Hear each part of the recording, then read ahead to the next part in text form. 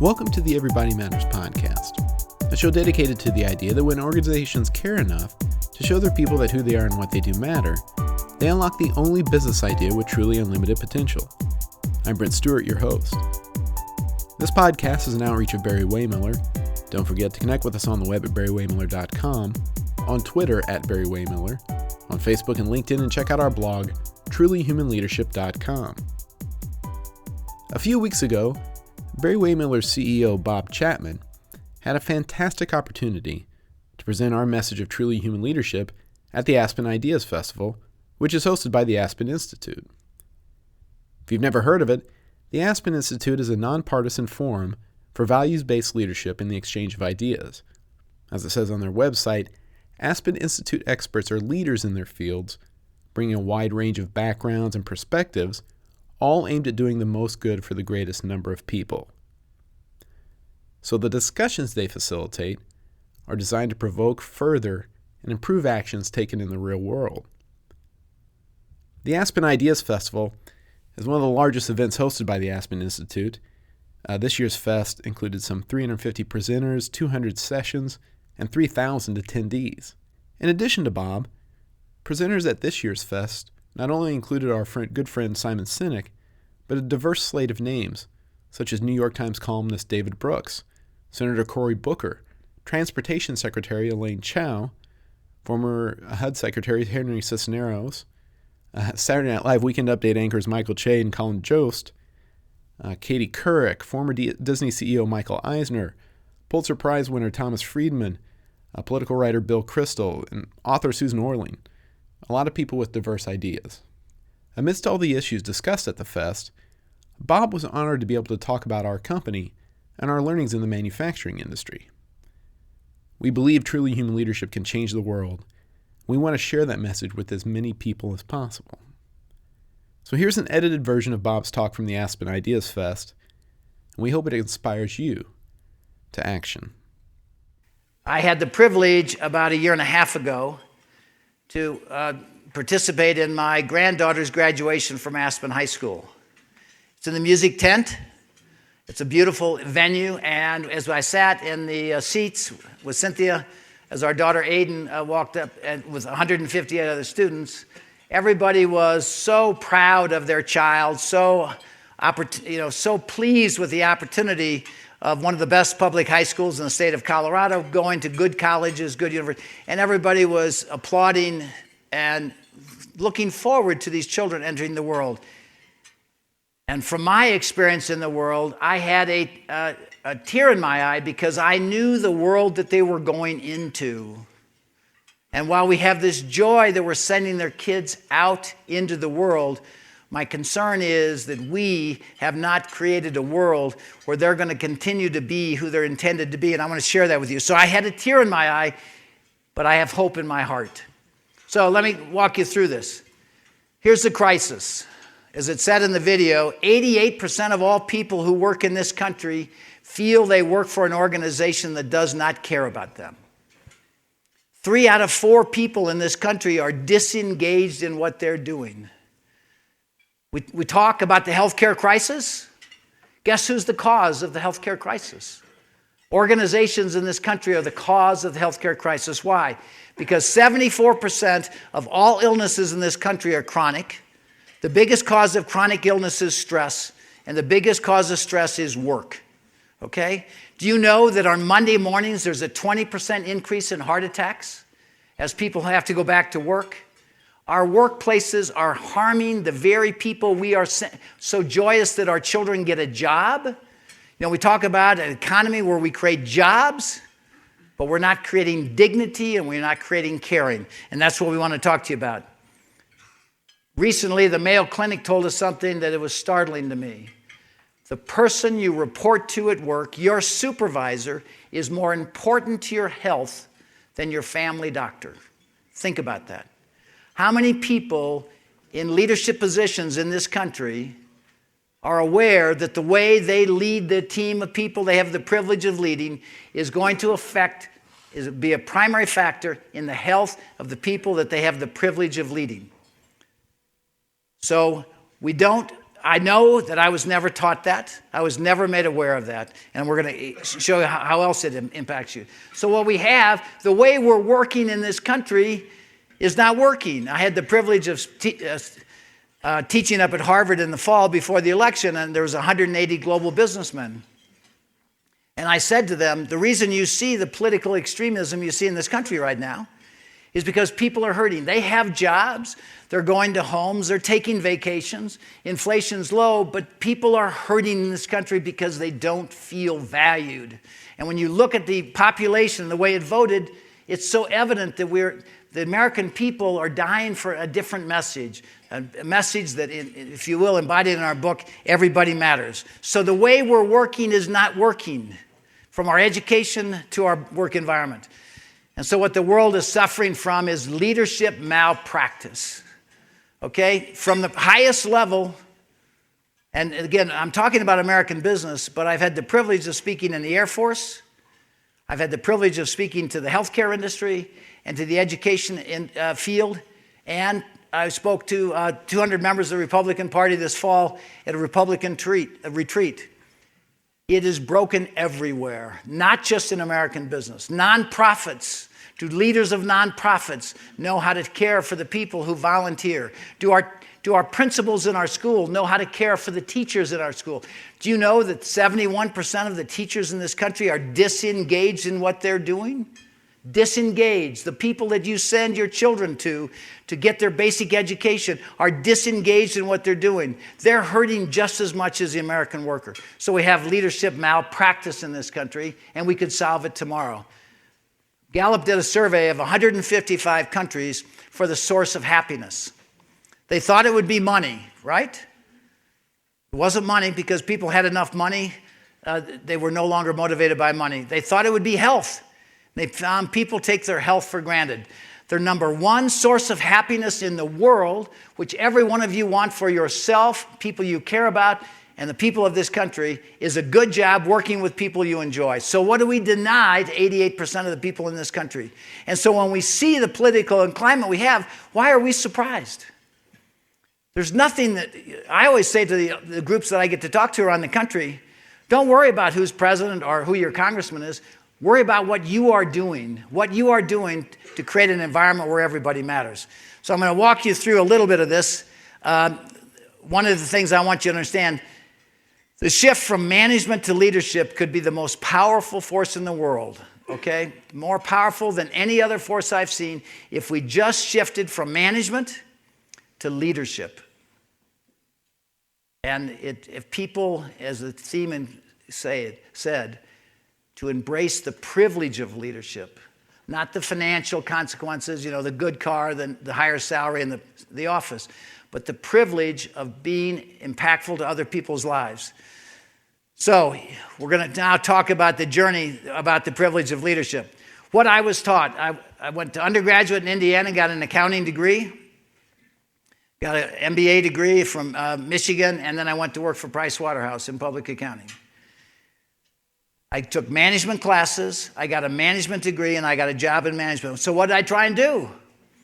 I tried to manage people. Right? That's what it's all about. That's what I was taught, and that's what I experienced out in the world. What is management? It's the manipulation of others for my success. I was never taught to care. I was taught to view people as objects. That's a receptionist, that's an engineer, that's a salesperson. They're not human. They're functions for my success. Nobody actually teaches you that, but that's the implication. You need these functions. And if you can justify some automation or some new technology, you can get rid of those people that are such a problem, right? So, how do we define success in our society? Money, power, and position. Not living lives of meaning and purpose. We define success all wrong. But I was never taught in my undergraduate, graduate, or my work in the field that our job as leaders is to inspire the people we have the privilege of leading to be who they're intended to be and celebrate whatever that's intended to be. And I was never taught to care about the people I would encounter along my journey. So we're going to walk through this a little bit. Our journey to truly human leadership. We originally called it people-centric leadership. Leadership focused on the people whose lives are entrusted to us. But Simon Sinek came and he spent a lot of time with us And Simon said, no, Bob, this is truly human leadership. This is the way we are intended to lead each other. And it's about people, purpose, and performance. There was a restaurant here in in Aspen, some of you remember, named Boogie's, and there was a sign on Boogie's wall that said quality, price, and service. Pick any two, okay? People, purpose, and performance. It's not pick any two, not pick any one. Right now, our society picks number 3. It is about performance, about creating of shareholder value. Our principles are around, it starts with the fundamental responsibility. I was interviewed for 2 hours by Washington University in St. Louis organizational professors. And after 2 hours interview, they said to me, you're the first CEO I've ever talked to that didn't talk about your product. And I said, we've been talking about our product for the last 2 hours. Seriously, when you think about your life, are you going to look back at the machines or the products or the things you sold or the lives you touched? So when you look at an organization and you look at, number 1, the people you have the privilege of leading and knowing that you're going to materially affect their health, it puts a totally different spin on what leadership is. Around a purpose. We come together, Simon talks about finding your why. Why do we come together, and how do I inspire people to discover their gifts, develop their gifts, share their gifts, and as you'll hear, be appreciated for their gifts. And then we have to create value. Inc. magazine did a story of Barry-Wehmiller and said, people over profit. That is not true. That's what the author of the article wanted to say. It is people in harmony with profit. If we do not create value in organizations, nonprofit, for-profit, we cannot be good stewards of the lives entrusted to us. That is the basis upon which we come together. So it's people, starts with people, profound sense of responsibility for the people you invite into your organization, a purpose that inspires them, and then we have to create value and let people know that they make a difference. So Barry-Wehmiller, that we talked a little bit about here, it was a broken company in 1975 when my dad died, and I stepped into a position of taking this $18 million company. Today, it's about a $2.8 billion global company, and it's a combination of 90 acquisitions around the world. So when you say it's hard to develop this culture in a company that grew up from the base, it's like an orphanage of 90 companies that came together around the world. But you can fly anywhere in the world. And I'll give you an example. We bought a company on the coast of France. In France, which has got kind of a bad reputation for business, anti-government, workers' councils, etc. I flew over to hear the verdict because the workers' council has to vote for us to buy their company. So I flew over to this coastal village of France to hear the outcome of the workers' councils. They said, Mr. Chapman, we went to Paris. We sat with the workers' councils in Paris. We like your culture. We've studied it. And we want you to buy our company. Here, an ugly American buying a French company from a French company.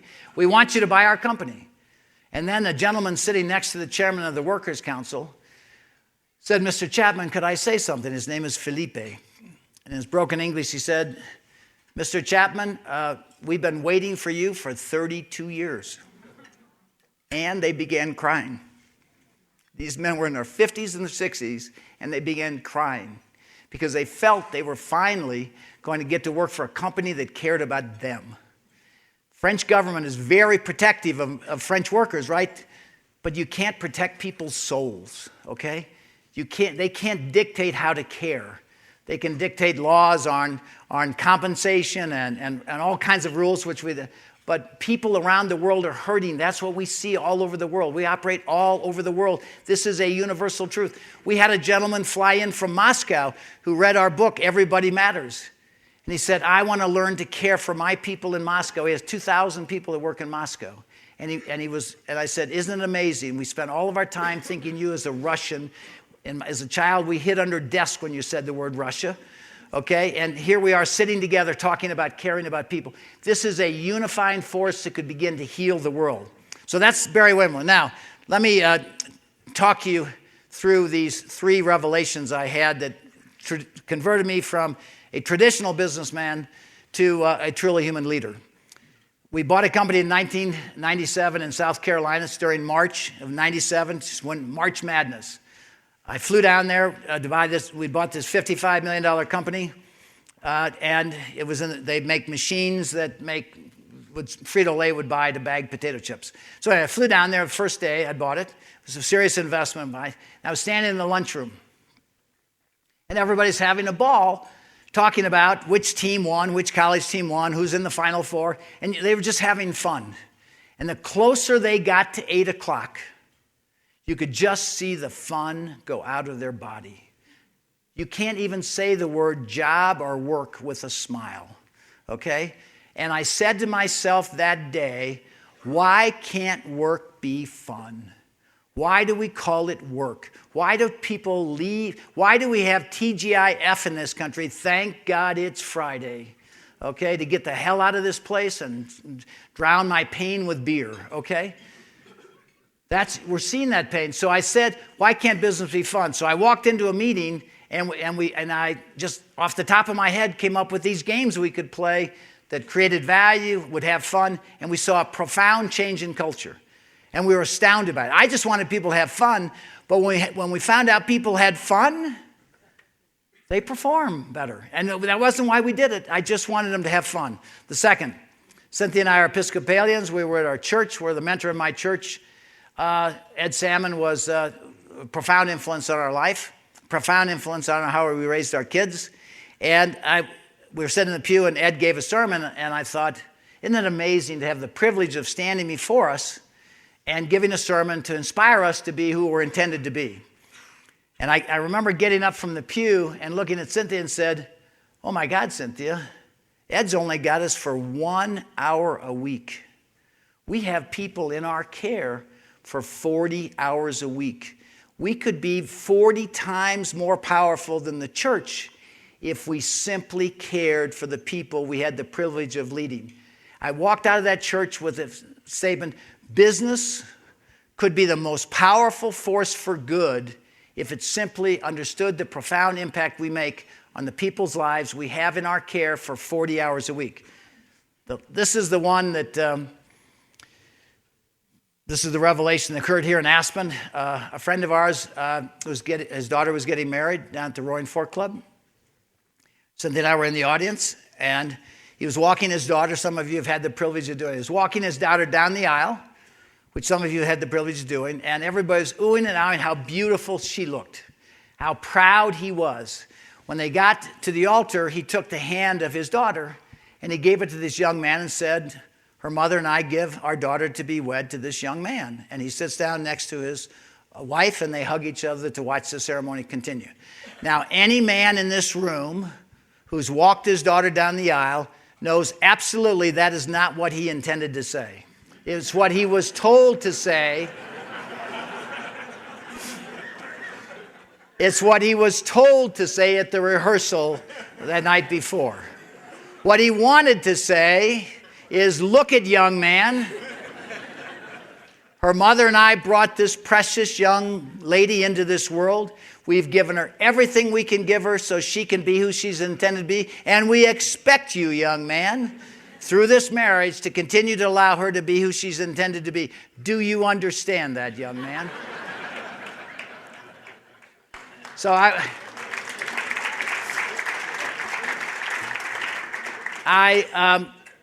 sat there, and as you now know, my mind goes to different places. And I said, oh my God, all 12,000 of our people are somebody's precious child, just like that young lady. And what are we doing? And that's the day I no longer saw people as functions. I didn't describe people as engineers anymore. I described them as special people in the world that I had the privilege of leading. It's interesting, I was interviewed for a magazine article in St. Louis, and at the end of it, the writer kind of surprised me. He said, name 3 people you'd like to have dinner with. I said, well, okay. I said, how about Ken Blanchard? He wrote a book on the 1-Minute Manager, a powerful, simple book that I could understand on leadership I read years ago. I said, if I get another one, how about Ronald Reagan? I said, Ronald Reagan, I believed in the goodness of people. He had a vision for what this country stood for and what it should stand for, and I admired his leadership of our country. And I said, do I get 3? And he said, yeah. I said, how about Jesus Christ? You know, if I'm going for 3, how about sitting down with Jesus Christ and see what it was like? And so about 2 months later, a gentleman here in Aspen who worked with Reagan on the strategic arms negotiation, Ken Edelman, emailed me and said, Bob, I just watched your TED Talk, and Ronald Reagan would have loved the wedding story. I said, okay, that's about as close as I'm going to get, I think, to Reagan. And then I was at a Leadership Guru conference in San Diego, and a guy named Raj Sisodio, who I didn't know very well at the time, came up and tapped on my shoulder and said, Ken Blanchard wants to talk to you. I was talking to him at dinner tonight about your wedding story, and he's dying to talk to you about your wedding story. And I said, oh, that's 2, and I'm not ready for number 3 yet. So be careful what you wish for. I would say to you, the wedding story, which is in our book, it was the kind of the most transformative way I thought when I saw everybody who worked for me as somebody's precious child. The chairman of American Airlines, Doug Parker, about 2 months ago in his global leadership meeting, read the wedding story to his 6,000 global leaders and explained to them how it changed the way he views his 125,000 people. And he was very emotional when he did it. And we are now helping Doug Parker transform American Airlines into a caring organization.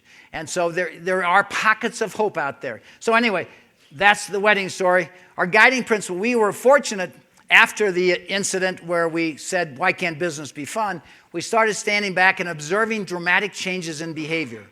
And we gathered a group of people together to say, what's happening in our company? There's something bigger than we can imagine happening. And we started writing these things down. And and this was about the environment of the Enron scandal and the Monica Lewinsky scandal, where I was somewhat concerned to how we define success in our country. And so I said, we are going to measure success by the way we touch the lives of people, not the growth in our share value, not the growth in our sales, not our market share, but we are going to measure success. We touch our customers, we touch our team members, we touch our bankers, our suppliers, our communities. Success is the way we touch all these, and we articulated these values. And so it gave us this foundation upon which to base everything. And now let me tell you a story. We then implemented these. We started a university to start teaching people how to learn to care. And we were having an event up in Green Bay, Wisconsin, a company we'd bought, $180 million company to make tissue equipment for people like Procter & Gamble. And we were having this global leadership meeting. We had about 20 of our presidents and operating executives, another 20. So we had about 40 or 50 people in the room. And I got an email the night before we were going to start the meeting. And the VP of operations said, you might want to walk out into the plant, Bob, because some people did some exercises in lean waste elimination, the Toyota production system. He said, I think they'd really appreciate your acknowledging what they've achieved. And I said, well, Craig, why don't you just have them come into the meeting and update everybody? So these 3 gentlemen, 2 UAW team members, 1 non-union team member, which was Steve here, who I'd never met before, got into work the next morning. VP of operations said, you're going to go talk to everybody. So they came in front of all of our presidents and they talked the language of business. It was all about numbers. We came together, challenged to reduce costs, improve quality, and reduce lead time, and improve customer experience. And it was numbers, numbers, numbers. And they were talking the language of business. Again, to repeat, my mind goes to different places. I wasn't paying any attention to the numbers. And I looked at this gentleman whose picture here, his name is Steve. I'd never met him before. I said, Steve, how did it affect your life? And what he told me was profound. Here's a gentleman who had no idea he was going to talk to the chairman of the company, never met me, didn't know the questions. And Steve stood up and he said, you know, Mr. Chapman, I've worked at this company for 30 years. I show up to work, I punch my card, I'm told what to do. Nobody ever asks me what I think. I get 10 things right and I never heard a word, and I get 1 thing wrong and I get my ass chewed out. He said, I found in reflection, when I'd go home at night, I didn't feel very good about myself, the way I was treated all day. But, you know, that was just my job and nothing I could do about it. So when I'd get home at night, I'd take my baseball cap off, I'd open the screen door, and I'd throw my hat in. If my hat came flying back out, I knew I better go down to the bar and have a beer because it clearly wasn't a very good environment. But since we embraced truly human leadership and people now ask me what I think. I get to contribute to making things better, and my ideas get heard. He said, Mr. Chapman, when I go home at night, I feel dramatically different. And when I feel dramatically different, when I go home at night, I'm nicer to my wife. And you know what? When I'm nicer to her, she talks to me. I said, Steve, we're going to have a new metric for lean in this country, and it's going to be the reduction in the divorce rate in America.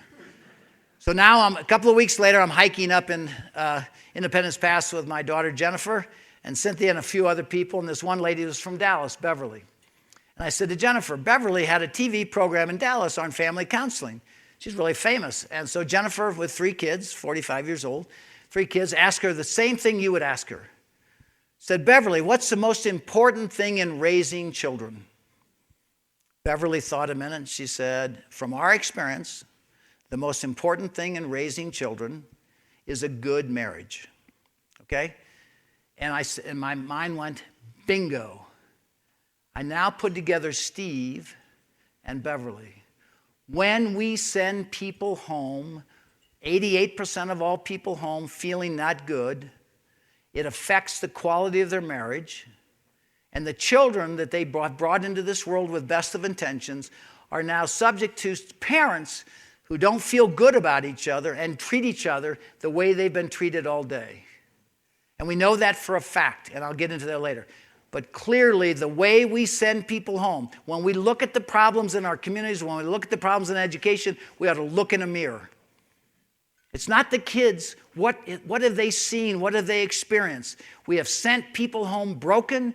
They've lived less than perfect marriages, and their children have not witnessed the kind of marriages that they can emulate when they go out into the world. So in this room, if every one of us committed to caring about the people we have the chance to interface with in our life, we could profoundly affect the next generation and begin to heal. So Steve was a profound change on me. The next thing, I told you that a lot of our leadership came from what Cynthia and I learned about parenting. I think when you're young and you're raising kids, you kind of focus on, why didn't you put away your clothes? You came in late for dinner. Why did you get a B instead of an A in school?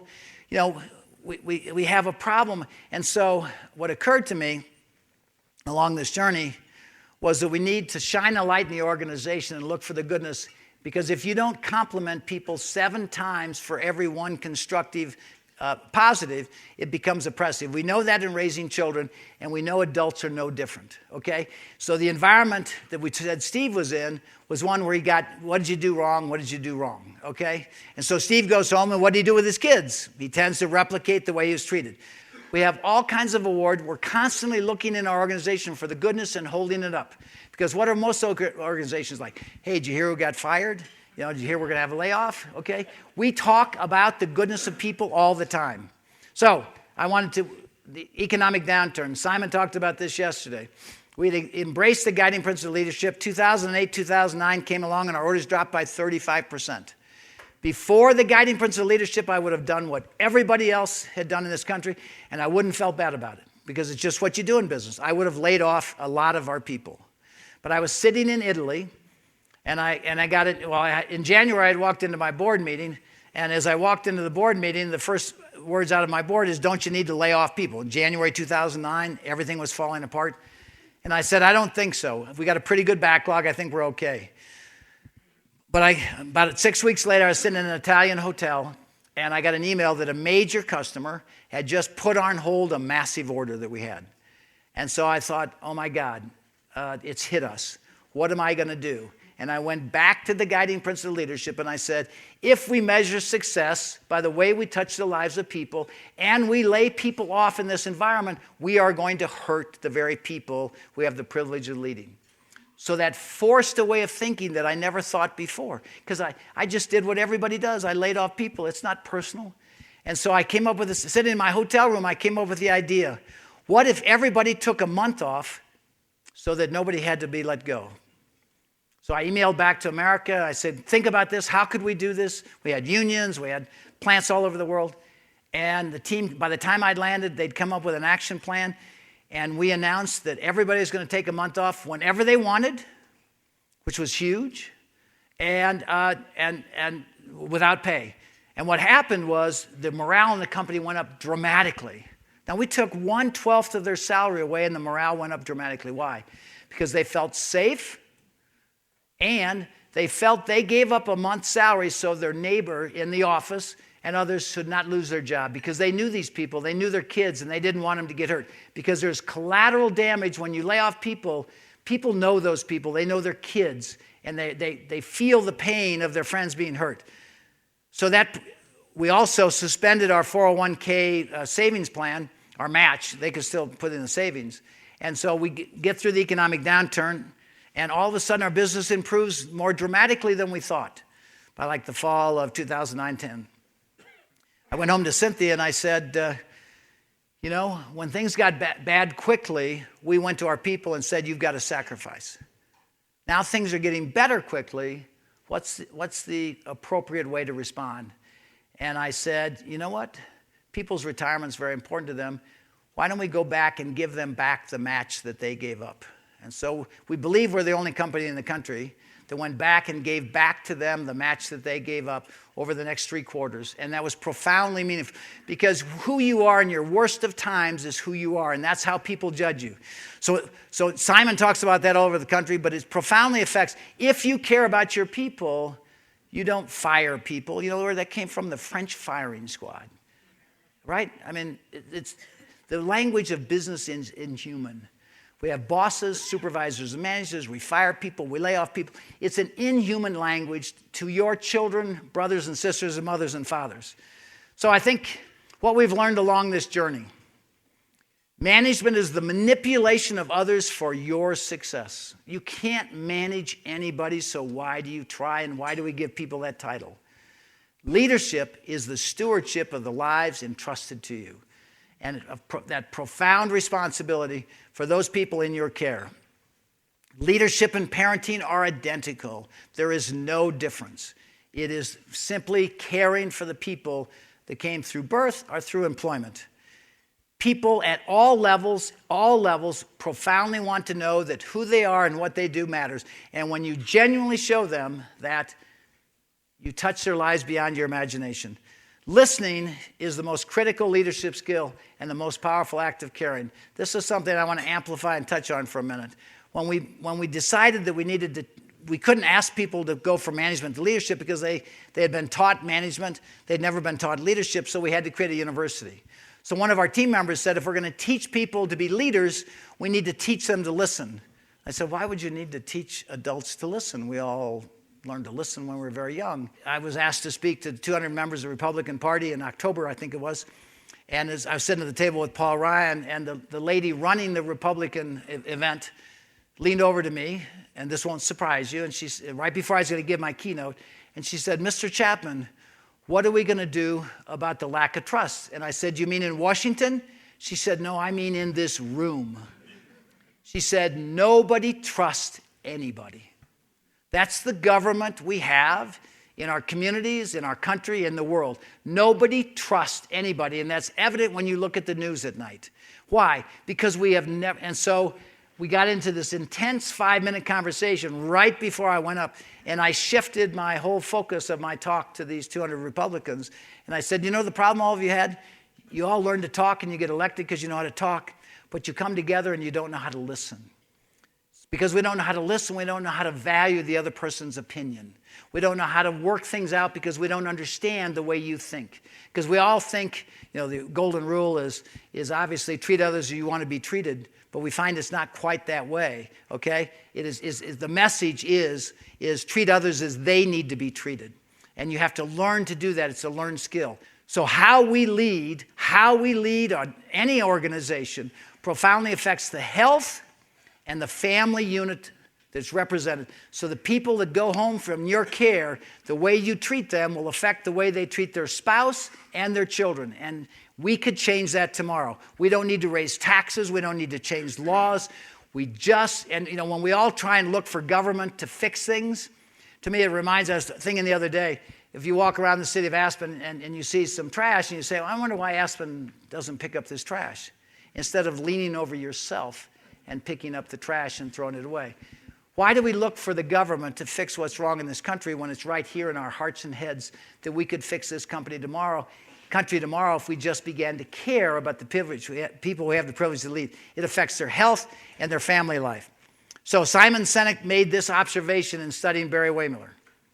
In the military, we honor those who give themselves in service of others, and in business, we give bonuses to people who sacrifice others in service of themselves. Do you know how true that is? XYZ company lays off 5,000 people, the share price goes up. Good job. So you got your share price up. What about the 5,000 people? They'll find another job. Why can't we teach in our business schools, in our education, people to care about the people they have the privilege of leading? Why do we teach all the class we do? We don't teach listening, and we don't teach people how to inspire people. We teach people management courses. So how we lead impacts people's health and their family unit. And we don't need to teach you anything other than to awaken you to the profound privilege of leading others. It's not about pay and title and power. It is about the profound responsibility for somebody's precious child who's placed in your care. So I'm not talking to you about a theory. I'm talking to you about the way it is in Barry-Wehmiller. This is not a theory. We can create a world where everybody's precious child know that who they are and what they do matters. We can celebrate children going out into the world if we learn to be good leaders. Thank you for the opportunity to talk to you. I hope I've touched your heart so that we can make a difference in this world. Thank you very much.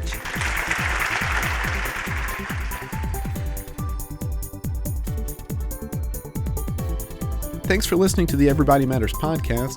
If you'd like to find out more about Bob Chapman and Raj Sisodia's book, Everybody Matters, The Extraordinary Power of Caring for Your People Like Family, go to everybodymattersbook.com. If you'd like to find out more about Barry-Wehmiller and how we can help your company, check out the BW Leadership Institute's website for more information, bwleadershipinstitute.com. For updates on the book, this podcast, you get a lot of great content and insight. Don't forget to connect with us on the web at barrywehmiller.com, on Twitter at Barry-Wehmiller, on Facebook and LinkedIn, and check out our blog, trulyhumanleadership.com. I'm Brent Stewart. Thanks for listening, and don't forget, Everybody Matters is the only business idea with truly unlimited potential.